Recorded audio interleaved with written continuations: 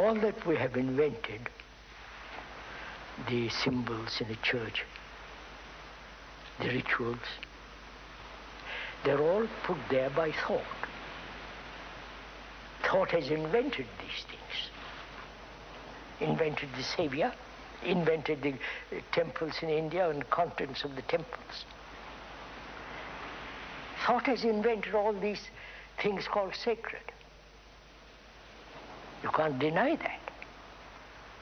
So thought in itself is not sacred.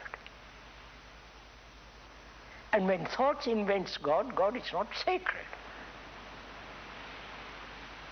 So, what is sacred? That can only be understood or happen when there is complete freedom from fear, from sorrow, and when there is this sense of love and compassion with its own intelligence. Then, when the mind is utterly still, that which is sacred can take place.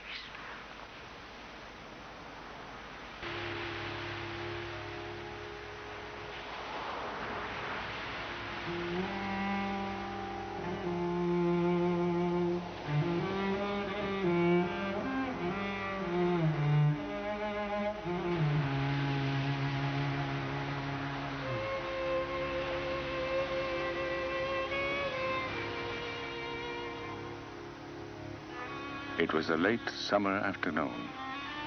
Near the shore, a group of children were playing. One of the boys, though ragged and undernourished, stood apart from the others. He was described as having a special radiance. A pure and shining atmosphere surrounded him. Because of these qualities, the child was singled out and chosen to be the vehicle for the coming world teacher. This discovery was not an isolated revelation, for it was believed that humanity was entering a new age, an age that would bring with it a new Messiah.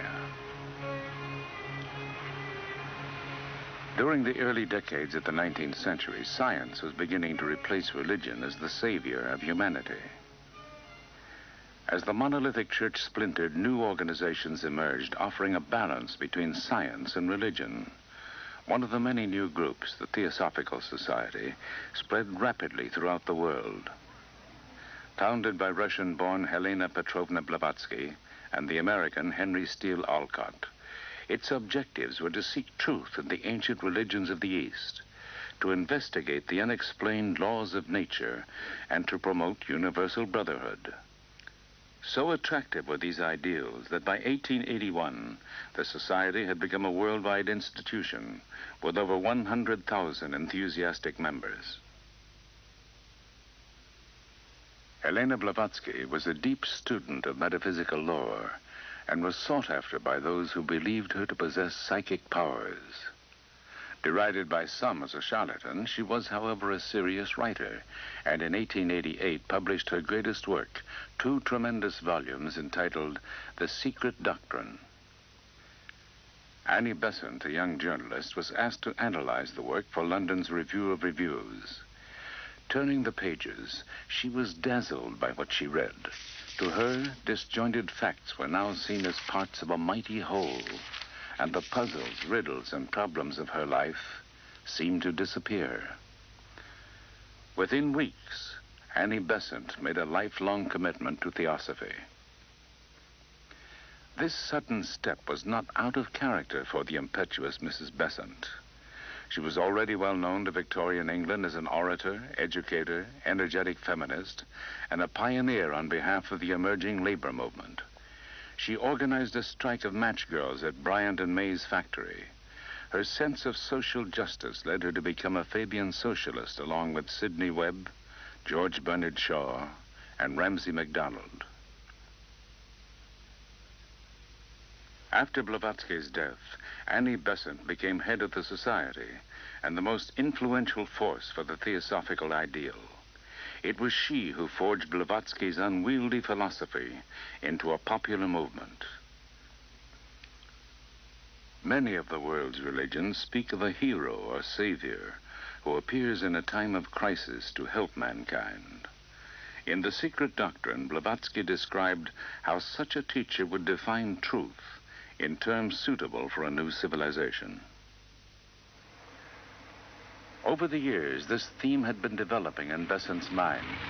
By 1900, she was convinced that the time had come for the reappearance of a great spiritual leader.